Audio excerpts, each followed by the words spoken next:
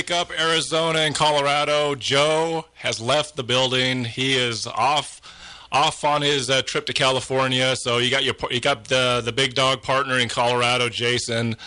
I'm going to be doing Joe's show. I have control for the next 2 days. So you got me for Thursday and you got me for Friday. And we're going to talk about a whole lot of stuff. Give you a little bit of that Colorado flavor of what we do over here on the Colorado Front Range News Hour.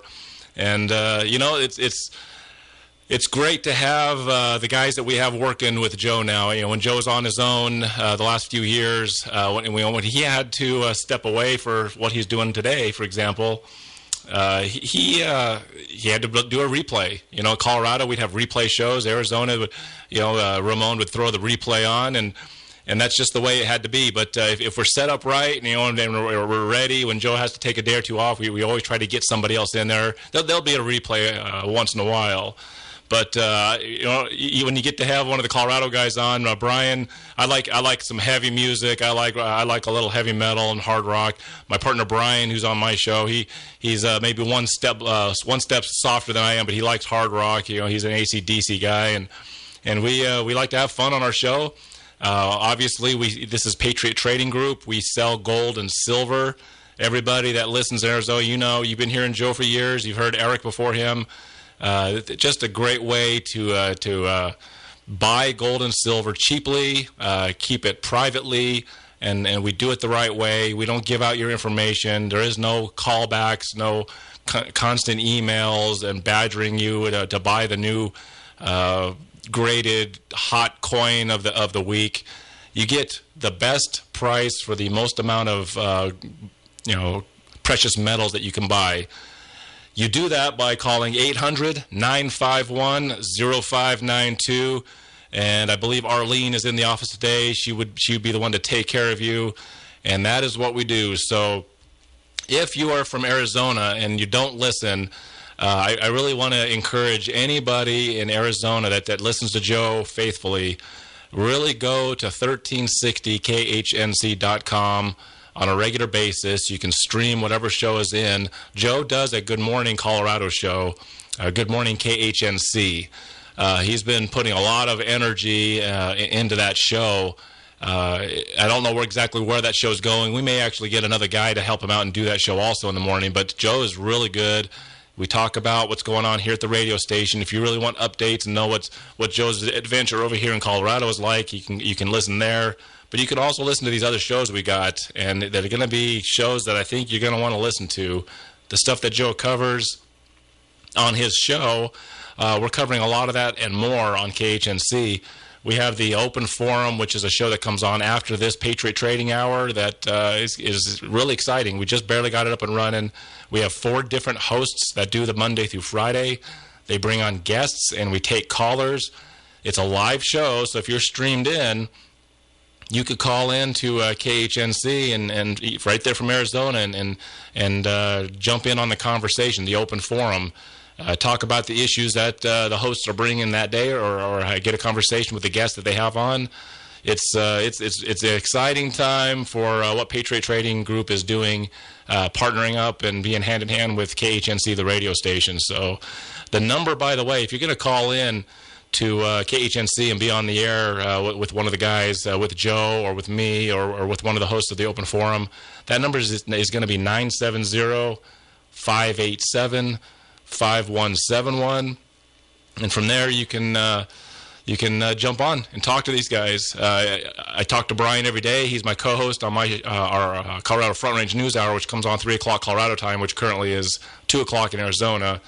And we have a blast. I mean, so we have some days that aren't as good, but our shows are getting better all the time. Being new to radio, it's been an adventure for sure, and it's good to have a partner like Brian that jumps on and helps with what I do on the air and what he does. We kind of lean on each other heavily to make sure we get a good show out there, and quite frankly, sell gold and silver, so that we can keep this show and the topics that we talk about really just 23 years. We want another 23 years. Joe brought on partners, some fresh energy and some fresh attitude, and we're going to bring it. We're going to bring it, and I love being in front of the Arizona audience. It's good to know that I can jump on once in a while in front of you guys. Brian and I have the few times we've gotten on, we've always enjoyed some of the topics that we've brought. So today, I'm gonna come into this on the next segment. If you haven't heard about it, there's a couple of oil tankers in the Middle East that are on fire. I'm gonna show my side of how I feel about news. I don't like covering the national and local news very much. I am very much of the opinion that what we are being shown is a version of what they want us to see. A lot of what is considered reliable, credible news, I think, has gone away. And I think 25, 30 years ago, we're not hearing the truth of what's actually happening. I mean, let's face it, police officers can tell it better than anybody else. They come up to a situation where a couple of parties have had a disagreement, whether that be an assault or whatever, and they have to go and talk to both sides. And both sides have a completely different view. And the officer has to figure out, who am I going to arrest? Who caused this incident to happen? And that's kind of what we have in our news now. You have sometimes two different sides of a story that are completely different. Different opinions feeding into the facts. The facts are usually skewed. They're just not correct. And so when I watch news, I try to decipher what are they trying to tell me and what is their motivation for telling me the story they're telling me. I don't even look at it as truth. It's just not. When Trump got elected and it was all about fake news, it was kind of a breath of fresh air that they're making people question what they're hearing. But it doesn't help necessarily, because if you walk around viewing all the news as fake, then it makes a lot of people frustrated. Because what is real? How do we know what is real to listen to? Well, I'm going to cover this. So I'm going to get into this. These two oil tankers that are on fire. I'm going to report it as the news reports it. And then I'm going to give you my side of what I'm reading into it. We're going to cover that on the other side of this break. Everybody, stay tuned.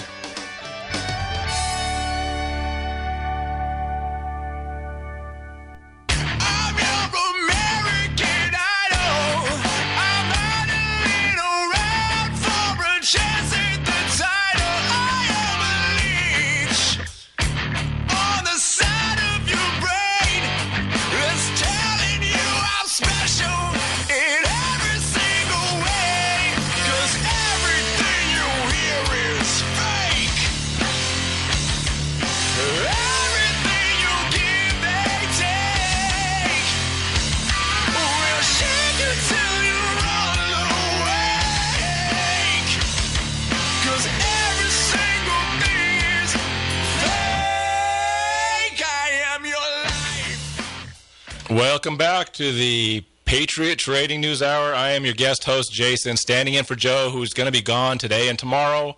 I'll be happy to talk to Arizona for the next couple of days. The number to call is 800-951-0592. I'm going to have a 90% junk silver special coming a little later in the show, so stay tuned for that. I was talking about, first of all, that music cut. Everyone in Colorado hears it when you listen to my show with my co-host Brian. You hear that. Everything you hear is fake. I was talking about that on the way out to the commercial. I found this band, Small Town Titans, around Thanksgiving time last year, and when I heard that song, it was an immediate, man, I'm bringing that to my show. So I'm going to cover a little of that today. I'm going to give you the way that I look at news. One of the reasons I don't cover news stories quite as much as when Eric was on the air for a little while, trying to give it another shot at doing radio. And, in other shows, quite frankly, I like to cover the reaction to what the news brings us, or more of a historical look, or more of this is what the news is showing me may happen next. I don't really like to report news because it's really all fake. There's it's hard to decipher. You're supposed to watch the news. Like, let's make it easy. You're watching a football game, and then once in a while they break into the game between plays, and they show you one of the other games. Like in Colorado, we're Bronco fans. Over there in Arizona, you guys are Cardinal fans. So you're watching the Bronco game or the Cardinals game, and then they break in and they tell you, hey, here's what's going on in the Raiders game, whoever's in your division, whatever. And then they show you, the other team scored a touchdown, the Raiders are losing. Well, that's news. News is supposed to tell you what is actually happening. But especially taking on a radio show now and just my own viewing of the news, especially the past decade, it's not that simple. It isn't, hey, someone scored against the Raiders are losing, so you can be happy, that helps the Broncos. That's just not the way it is anymore. The way it is you look at news and you have to suspect and wonder why it's coming at you at that angle, and is what they're saying really true? How regurgitated is the piece of news you're looking at? Was it just given to everybody? I have a clip I may play here a little later in the program about how your local news has just been taken over by large companies, and it's just regurgitated and spit back at you. And you could be in Atlanta or in Denver or in Phoenix, and you'll be hearing the exact same local news. What happens in Arizona isn't exactly what happens in Denver. It's just not the same thing. So today, this morning, and I'm going to read this as if I'm reporting the news. This is the story as it brought to us, and Joe covered this a little bit last hour about these tankers. These tankers have been attacked and they're burning. I'm going to read. It's quite extensive. I'm going to scan over some of it, but there's a timeline, and I'm going to tell you how this thing is set up because there's stuff you have to look at. So I'll explain it. 9:44 a.m. I'm guessing this might be Middle East time. Surge in oil prices after quote-unquote suspected attack.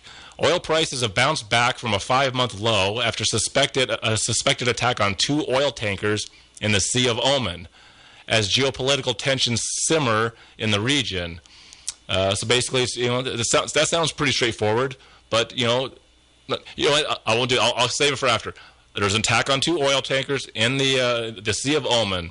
Iran has threatened to close the Strait of Hormuz after its oil exports were hit by American sanctions, and the latest incident in the region comes shortly after 2 Saudi tankers were sabotaged in the attack. The U.S. has blamed on Tehran. 9:51 a.m., so this is just 7 minutes later. One of the oil tankers sinks. One of the 2 oil tankers hit by explosions in a suspected attack has sunk.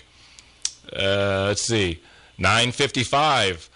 First pictures of tankers emerge, and they show a picture of the smoke coming out of one of the ships. It's just covering the sky there. A Saudi news outlet has claimed to have obtained the first photograph. 9:56. Almost 50 crew members are taken to Iranian ports. 44 crew members from 2 tankers involved in an incident near the Strait of Hormuz have been taken to an Iranian port, according to the Iranian state TV. 9:58. This is every couple of minutes. U.S. Navy response. The U.S. Navy spokesperson said, "We are aware of the reported attack on the shipping vessels in the Gulf of Oman. U.S. naval forces in the region received 2 separate distress calls at 6:12 a.m. Bahrain time, and a second one at 7 a.m. The U.S. Navy ships are in the area and are rendering assistance." 10:01 a.m. The background of the U.S.-Iran bad blood. So now they're doing some historical stuff here. The U.S. has been building up forces in the Middle East since early May, when the White House said it has evidence that Iran is preparing preparing attacks against American troops in the regions. U.S. intelligence agencies were alarmed by photographs of Iranian forces loading up armed missiles into small boats on the Persian Gulf. U.S. intelligence also reportedly picked up evidence that Iran had activated Shia militants in Iraq to carry out attacks against American forces and diplomatic facilities. Since then, the U.S. has sent an aircraft carrier, 1,500 additional troops, a bomber task force, and several batteries of missile interceptors to the region. Donald Trump has repeatedly said he is not looking to provoke a war with Iran, but the UK and other allies fear that the 2 sides could stumble into an unintended conflict. This is all within, this is all within 20 minutes, all these reports. 10:13, tanker picture. They show a picture of the tanker closer up. The fire is just blazing and the black smoke coming out of it.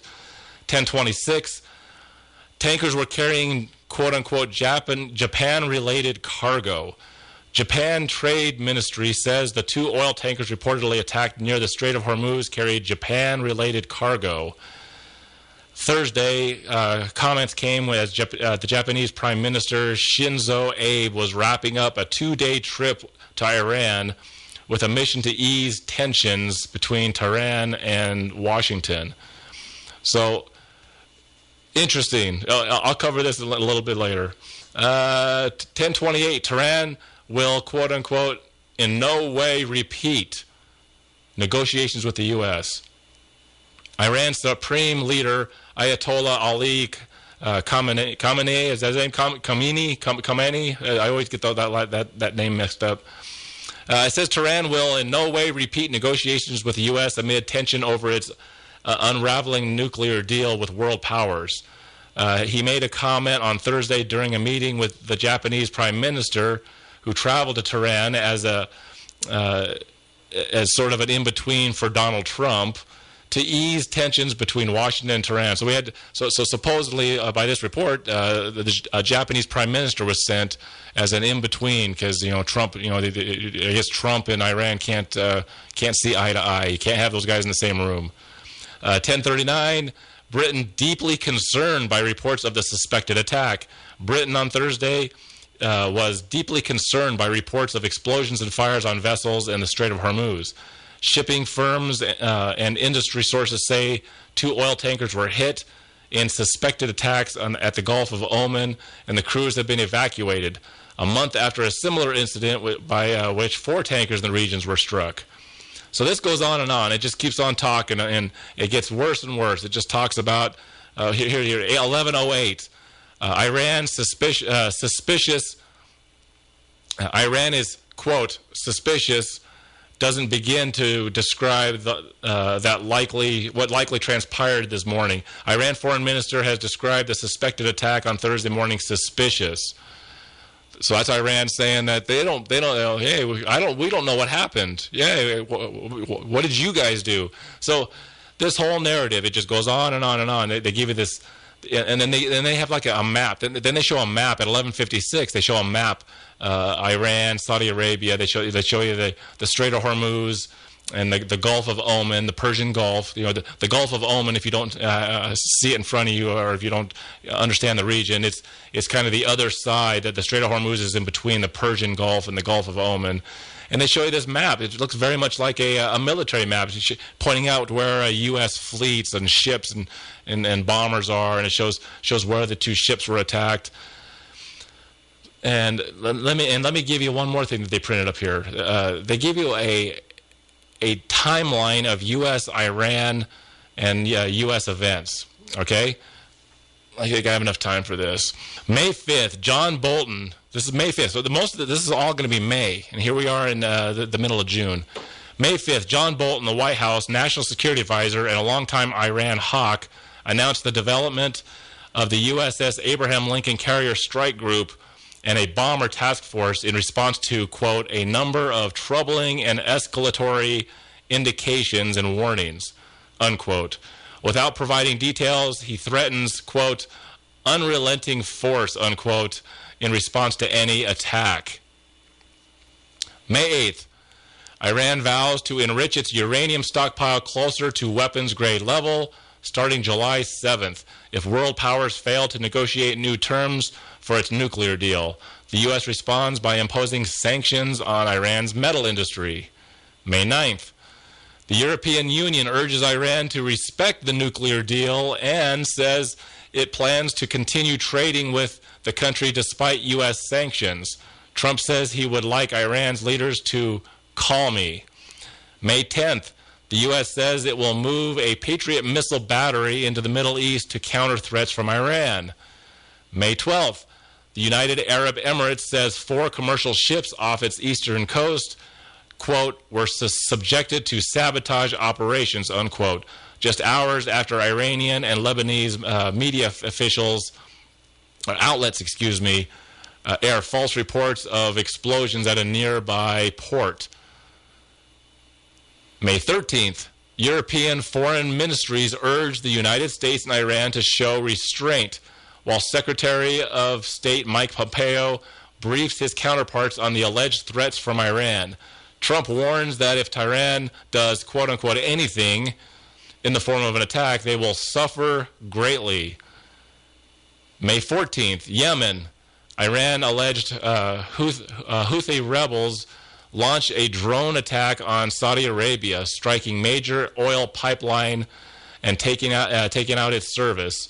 New York Times reports the White House is reviewing military plans that could result in sending 120,000 U.S. troops to the Middle East if Iran attacks American forces or steps up its work on nuclear weapons.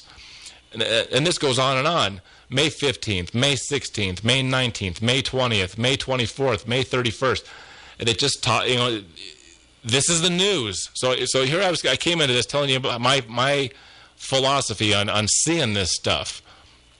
And you have Iran over there saying that this is all being done to them and things are being staged. And you have our news outlets saying that Iran wants nuclear weapons, and they're doing all they're doing all these warlike tactics, and they're a threat to freedom.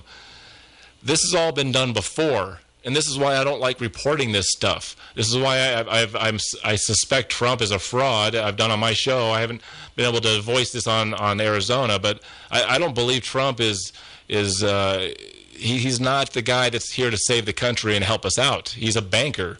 He's been paid by the bankers. He was bailed out by the bankers. He has direct connections to the Rothschild banking industry.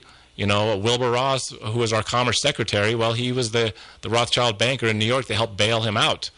And Trump gets elected, and lo and behold, he's our Commerce Secretary. I want to cover my version of what I'm reading into this news, because like I said on that break, coming into the segment, everything you hear is fake. You almost have to interpret your news nowadays. I'm going to interpret what I see, how it's going to affect gold and silver, and maybe how fast we're moving into a different market. This is the Phyllis Schlafly Report from Phyllis Schlafly Eagles. Mrs. Schlafly was a courageous and articulate voice for traditional values and common sense for more than 70 years. And now, from the archives of Phyllis Schlafly Eagles, here is Phyllis Schlafly. In order to try to understand what is happening to our economy, Americans need to have basic knowledge of economics. Today I'm going to share with you some thoughts from a book that is not new, but is a good resource without technical jargon. The name of the book is Economics in Christian Perspective by Victor Clare and Robin Clay, a couple of mainstream economics professors who also happen to be Christians. The book is an excellent guide for people who want to support policies based on biblical principles as well as economic realities. The authors believe that promoting economic growth is a moral imperative for Christians because long-term growth is the primary engine of job and income expansion that lifts people out of poverty and affords them the dignity of providing for their families.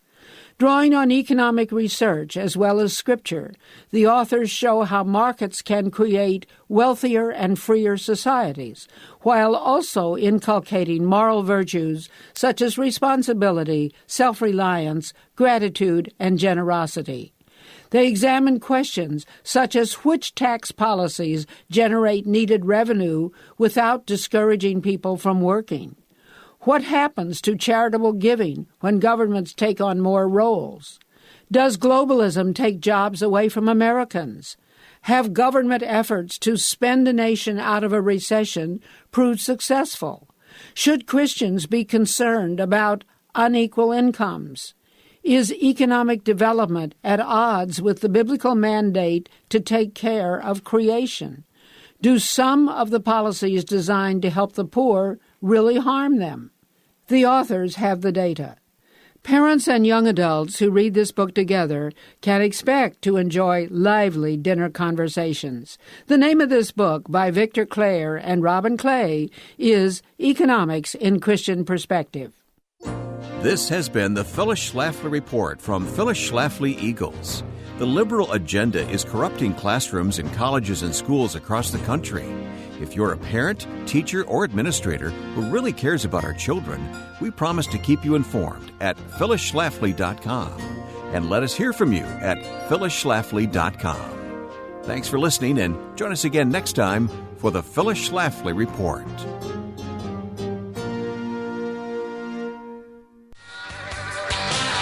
Now on the day I was born, the nurses all gathered round, and they gazed in wide wonder at the joy they had found. The head nurse spoke up, said, "Leave this one alone." She could tell right away that I was bad to the bone, bad to the bone, bad to the bone, bad. Welcome back to the Patriot Trading News Hour. Let me give the phone number out. I'm going to be covering a silver special here in a minute. The number is 800-951-0592. Talking about the two ships. You know, how many times as Americans, if you're even just in your 40s or 50s, well, even in your 30s, but definitely in your 30s, 40s, 50s, especially if you're an older American, how many times have we seen these stories? Why do we see these stories all the time? Why is it such a big deal to us? Well, it's because our economic system is tied to everybody else's. You know, we are not a sovereign country when it comes to the economy. We have a central bank that controls our money system, and that central bank is connected to other central banks. And it all started, you know, back in history with the Rothschilds, getting the Bank of England and controlling the English economy. You know, kings and queens. You know, the reason that they don't have a monarchy in that country with kings and queens making decisions, well, it's because the banks make the decisions. They don't need a king and queen. We have the Senate and we have the House. We have these elected representatives that supposedly make all the decisions. Well, they don't. They make decisions based off who's giving them their bag of money. Whoever has the bag of money to give out makes the decisions. And so we have this news story. Oil tankers are being attacked, you know, and what's this going to do? Obviously something is going to happen.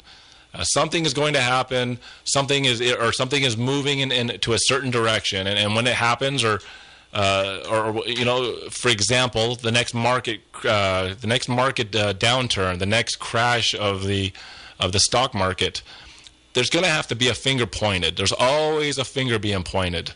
And when something crashes, then there's always going to be the hero or the guy that tries to fix things, and there's always the guy to point the finger at the situation. It's all rigged. The whole thing is rigged. Joe is not quite as on board with what I believe as I am, but Joe has definitely moved a couple steps closer to the rigged idea of our politics, and everything across the world is rigged. So when I see news like this, and it's called news, you know, Fox will cover it. It'll probably be all over the news everywhere today. I'm not big on covering the stuff that everybody else covers, because to me, this is the same old thing. We've seen it. It's been done a million different ways. It's not new. It's those that are in power, meaning the bankers and the globalists, telling us that something is going to happen, and this will be the excuse as why we probably are going to end up having less money and resources in our pockets. That's what it comes down to. So I look at this, and I see these two oil tankers. You know what? Who blew them up? Who set them on fire? And of course, our narrative on our news is going to be that the Iranians are bad dudes and they're blowing things up. And man, we need to go get those guys. How many times have we heard this? You know, things blowing up. Now let's go in there and blow them up. Sure was a lot easier when we were an isolationist country. Our economy was just fine, and we let the other countries of the world deal with their own issues. I always like to look at the international politics the same way I do my own neighborhood. Yeah, it's really the same thing. You know, there are neighbors you don't like, or there's neighbors that do things that you don't agree with. You know, and you look, you live in the neighborhood, you see what they're doing. You know what's going on over there. At least, you don't know, inside their home, you don't know what's going on in their privacy, but they drive in and out of their driveways. They do their lawns, and and they have, different individuals coming and going from their residences. Maybe you hear people fighting next door, or, everyone knows their neighbors. And me, if I don't like what I'm hearing from my neighbors next door, I think that they're raising their children poorly. Or I don't think that they're spending their money wisely when I see them buying all these gadgets, but then I find out that they're using food stamps to buy food. He's buying a new motorcycle and a new boat, and he's buying, he's got food stamps to pay for his food. Obviously, there's something wrong there. Is it my duty to go next door and inflict upon him the way that you're going to do things? You're going to do things the way we do it in my house because we do things better. That's the whole point of having a free republic that we have in America, is that every individual has the freedom to do as they please. And you let others take care of themselves. And then obviously there's always, there has to be government. You can't have anarchy. There's always going to be people butting heads. And so when people step on each other's rights, you got to figure out how to mitigate that. But what I see here is more the same. Iran is not playing by the central banker's book.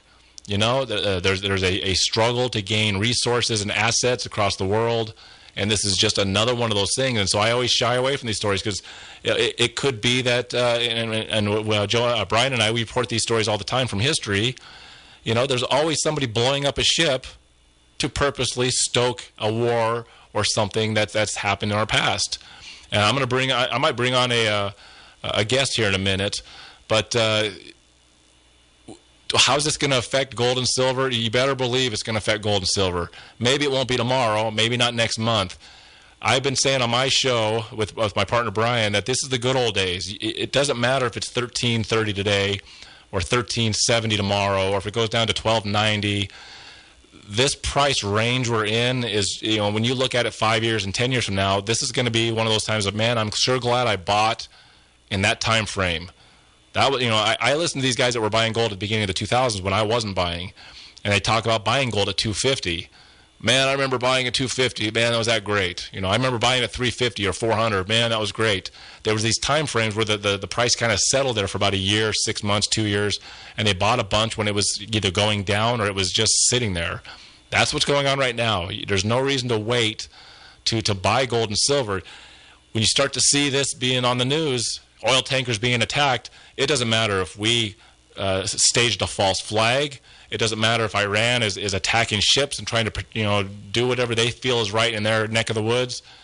It's going to affect us over here. At some point, this Ponzi scheme, which is the Federal Reserve note, is going to show its weakness, and they need to fix or reevaluate or change the system that's currently in place. And that's why gold and silver is where you need to be, because it's artificially low right now. In my mind, gold should be $2,500 an ounce. That's where it should be. The price of a head of cattle and an ounce of gold have been the same for well over 100 years until 2008. And then after 2008, gold spiked and then came down, and it's been in this $1,200, $1,300 sort of range for several years. But a head of cattle is $2,500. So you better believe that when this next market crunch goes down and a head of cattle goes to $3,500, gold will end up there. J.P. Morgan Chase didn't buy 55 million ounces of gold so that they could lose money on it. They bought it because it's artificially low, and they're stocking up because they're asset buyers and sellers.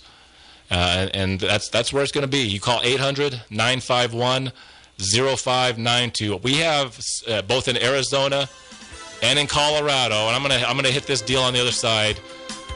We got silver dimes, and we're gonna unload a bunch of them. I'll give you the price on the other side. Call the number. We'll be right back.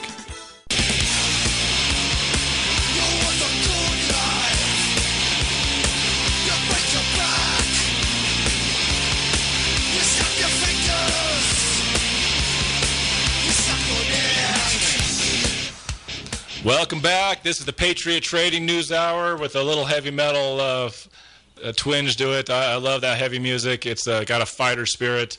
The number to call is 800-951-0592.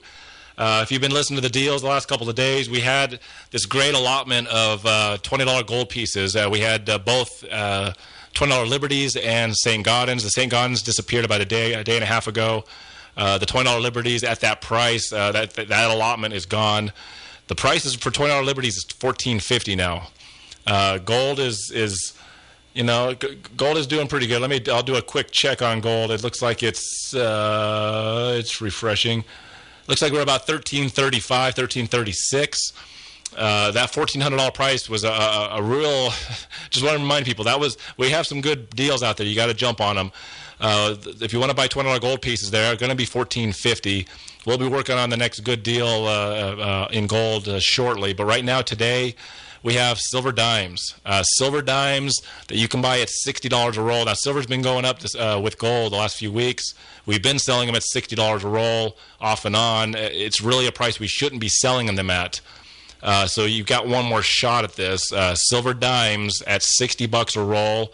800-951-0592. You can also get 10 rolls. If you want to buy 10 rolls at a time, I'm going to drop the price per roll to $57.50. That's $575 for 10 rolls. That knocks off $25 off of an already obscenely low amount of money, of Federal Reserve notes, for 10 rolls of dimes. An absolute great deal to get. I do have, if you're interested, and I'm not sure how we're doing in Arizona on dimes. I know that I have got one quarter bag, which equals 50 rolls of dimes. If you're Colorado, you can pick this up at this price. I don't think we have this in Arizona. If you are in Arizona and you hear this and you want to buy it, and there may be a little bit of shipping if I have to ship it from Colorado, unless Arizona can handle it. But I've got a quarter bag, 50 rolls of dimes, $2,800. That drops the price all the way down to $56 a roll, which is obscenely low. It's a one and only type deal. If you want that bag, you have to call right now, because the first come, first serve on that singular quarter bag of dimes. The number is 800-951-0592. Get your silver today. Get it at this cheap price. We don't know how long it'll be at this price. Anytime we got something that's at the price that we have it at that day, it's a good day to buy. It's always a good day to buy. It doesn't matter if it goes down or up the next day when you get it that cheap. So, talking about the two oil tankers, they're on fire, and the news is going to be just blasting away at this, and the evil Iran. I've got a partner, a host of one of the open forum shows. This is Steve Stars. He comes on Mondays and Fridays and does a 2-hour show for us here at KHNC. Anybody over there in Arizona, if you want to hear this guy, he's on Mondays and Fridays for this open forum, and you can just go to 1360khnc.com and stream it in and listen to some of the great content. But Steve, you had a couple of add-ons to the things get blown up and suddenly we're in a war. Give us a few of those examples. Yeah, Jason, thanks for covering this, by the way. Sorry to interrupt the gold and silver hour on what we're doing here on the station, but we are paying attention, ladies and gentlemen, to these developing events, because they could get very big, and they often do. Now, we're talking about incidents that go back to the Maine prior to the Spanish-American War, where the Maine was said to have hit a mine in the harbor, but it was later, investigations seemed to believe that there was a fire on board and a lot of munitions, and that's what took it down. Also, the Lusitania, which was actually torpedoed by a German U-boat. This was on the date of that was May 7th, 1915, right before World War I. Now, that did not drag the United States into the war, but it certainly inflamed the situation with the British at that time. Well, and Steve, didn't the Germans actually take out news articles in the papers on the East Coast saying, "Please don't send your ships in this zone. It's a war zone, and we'll torpedo the ships"? Right. And what had happened, of course, the investigation proved that there were illegal contraband and munitions on board the Lusitania, and I've got some figures here, I think. Let me see if I can call this up. It had first-class lounge and all this. It had basically passengers and people like that on board. But the problem is that they had a lot more than that. They had a lot of munitions and things that were not supposed to be on board, and the ship went down very fast after it was hit. And that indicated that there were explosions, probably a lot of gunpowder, there were empty shells. There were all kinds of things that were being carried. It was designated an armed merchant cruiser, even by the British, okay? There were 1,250 empty shell cases, 4,200 cases of rifle cartridges, 3,000 percussion fuses, all officially contraband. So in both of these situations, you see ships that were instigational in both the war with Spain in the late 1800s, that exceeded into the 1900 era, and then in 1915 with the Lusitania. Then, of course, we have the Gulf of Tonkin incident. That's a little bit different. There were actually exchanges that were taking place in the Gulf of Tonkin. They weren't they weren't as big as insightful as the incident, which didn't happen on the day they said it did happen, but there were problems there as well. So, and Steve, I've actually heard that the Gulf of Tonkin didn't even happen at all. It was just a false report completely. Well, the day of the attack and that incident was artificial, but there were some other things that had happened prior to that weren't quite as big and as newsworthy, you might say, as the false story. But I guess where I'm going with this, Jason, is that we do see these things as preeminent. And what I would say to all of our listeners, of course, is, okay, this is where we go to work, okay? We start looking at the facts. We start doing the analytics. We can talk about the Strait of Hormuz. The Abraham Lincoln just went through there recently. There have been, they say, attacks on all kinds of Saudi tankers and installations, and these two ships, of course, were not part of any U.S. naval flotilla, but they were apparently, part of that oil pipeline through that area. So we know that this is very incendiary, not to, overplay the word, but that's where it could be going, and we have to start doing our analytics. Is it a false flag, staged attack, or is it for real, and are there things beginning to happen here? It definitely is going to be aimed at a specific result. The more things change, the more they stay the same, right? So we'll be right back. One more segment.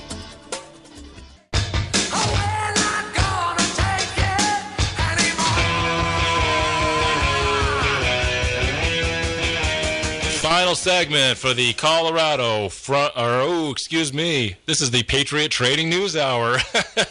Got to remember that. One more time on the silver deal, we have dimes, and we have dimes at a very low price of $60 a roll. Get them as many as you want. Once you hit 10 rolls, you're going to get them for $57.50, which is ridiculously low.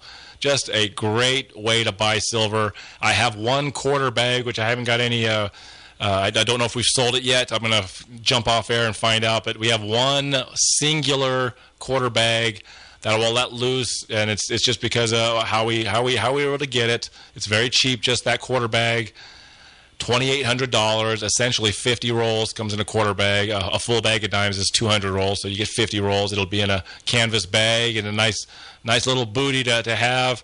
You call 800-951-0592 and get yourself right with some cheap silver today. Steve, we got just a couple of minutes. I'll let you come back on for a minute. But, I see two oil tankers burning in the Middle East, and all I think of is it doesn't really matter what the actual physical news is. It's a narrative that's pushing us in a very specific direction. What do you think? Yes, it is, of course. We're going to have to keep an eye on it. We'll discern it. And, ladies and gentlemen, don't make too quick of a decision yet. Let's get all the facts. Let's find out what's happening. Whenever these things start to happen, we begin to dig them up, and tear them apart. And we'll come to the conclusions, or at least we'll present the information that will be, I think, very solid in analysis as we progress. But hey, that's a great deal on silver, by the way. These are dimes that are all 75% silver. I don't mean to 90%. They're 90% silver. Wow. They're 1964 and older. Most likely you'll get some Roosevelt dimes and maybe a mix of some Mercury dimes, all circulated. All just it's a roll of dimes has like a little more than 3.5 ounces of silver in it. So it's a great way. It's a great way to buy silver. One thing I don't know, no one knows for sure where silver will be tomorrow, the next hour, a week, maybe a month, but you're talking over a year, 5 years, 10 years, it always goes up. It just goes up. It goes up because the price of everything else gets expensive, right, Steve? Inflation is here to stay as long as we have the central banks causing inflation with the expanding and printing of their money. Right on.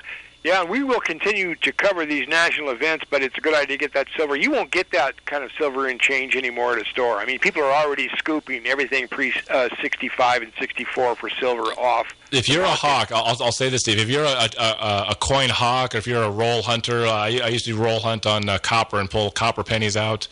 Eventually, you'll if you really just are a big cash spender, eventually you may come across a silver dime in circulation. It happens. It's very, very rare nowadays because everybody else is looking for them. But yeah, you can maybe get one, but it's better just to buy it cheap the way we got it today. Yep, we'll need this if there's an emergency, ladies and gentlemen. But yeah, and these things could happen very quickly. We will keep an eye on this, and I'll be back on tomorrow. In an open forum, we'll discuss this. I'm lining up guests, but this may take the priority by then, Jason. I don't know. Thanks for keeping up on this, even in this show today. Absolutely. And this stuff is tied directly to gold and silver purchasing. We got to cover what's happening that can have an indirect or direct impact on gold and silver. So thank you for coming on. I do want to say one thing. Rick Rodriguez, our open forum host for Thursday, is coming on next. If you're in Arizona or listening anywhere in the Colorado area, just stay tuned. Go to 1360khnc.com to stream. Rick Rodriguez coming on next. I'll probably jump in on a few comments for what he's talking about today. The Kennedys actually got another one elected. We had a Kennedy president. It wasn't John.